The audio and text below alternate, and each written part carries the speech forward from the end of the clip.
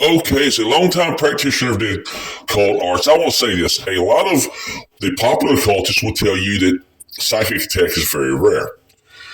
Well, they're wrong. It's more common than what you think. Now, I have been the victim of psychic attack twice in my life. Once as a teenager and once very, very recently. Now, when I was a teenager, I had a friend that was into psychic development and stuff like that. And I didn't know it at the time. And then I went through about 3 to 4 weeks of hell. Couldn't sleep because I was suddenly plagued with nightmares and stuff like that. And then it stops.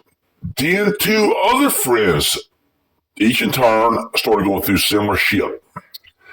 Now, this friend that was putting us through this shit just to see how his psychic abilities was going, never had an issue with any of this.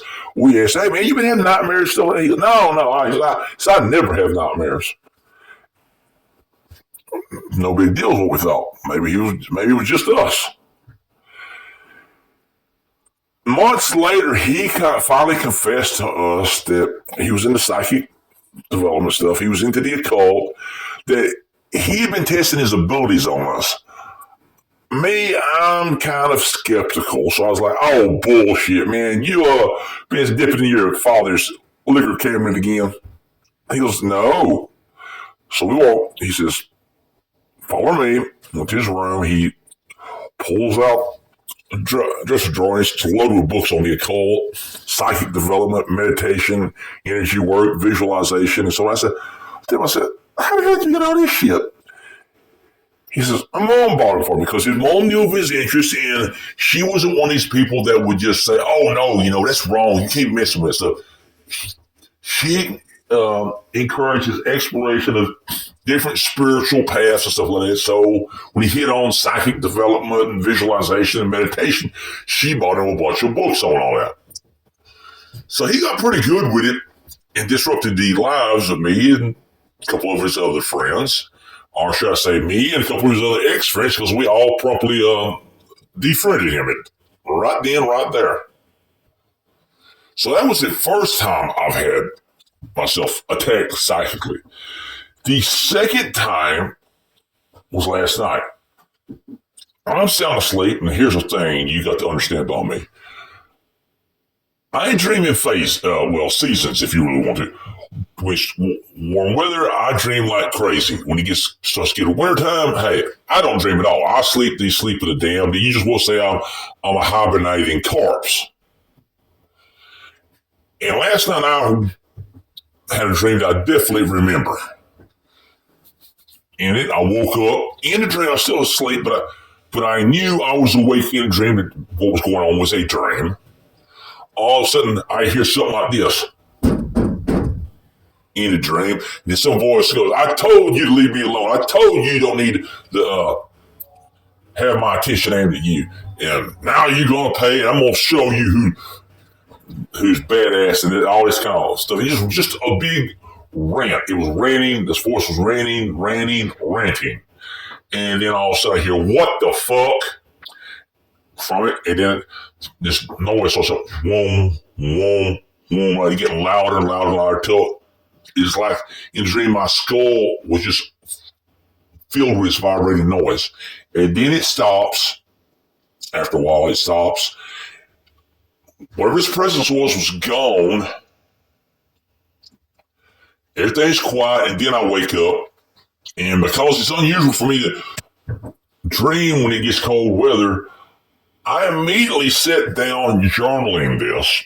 And this morning I got back up, I opened up my journal, and I read it.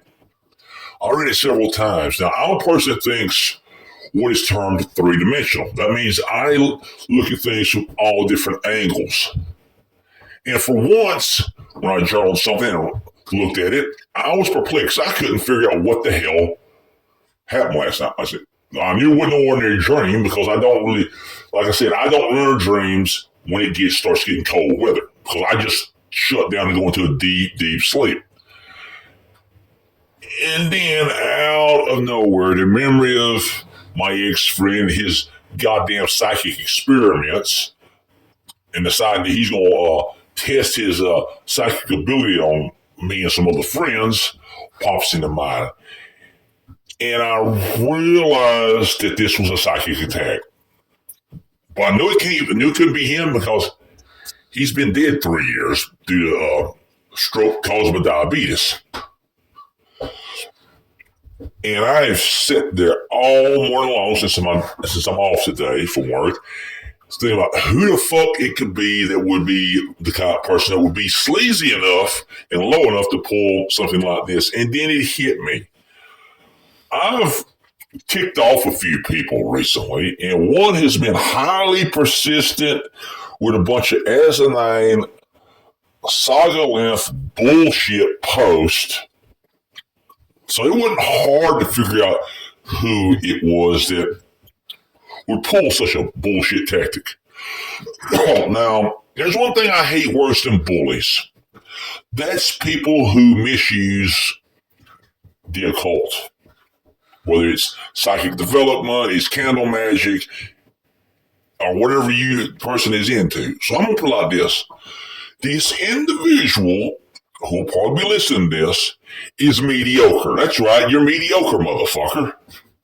I doubt after last night that you'll be trying to psychic attack anybody again without taking due considerations. So, yes, despite what most people say, psychic attack does happen, it does exist, and it's more common than what most occultists want you to believe. It's just that not everybody is being constantly attacked by psychic means. You can sometimes end up like this twice in your life.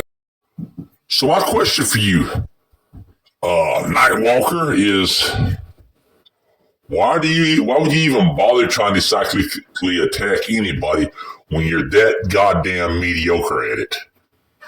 I mean, I'm sure there's 5-year-olds with better psychic attack abilities than you've got. So yes, before you even try to psychically attack me again, motherfucker, you better think it over. Because you'll get more of what you got then. Good day.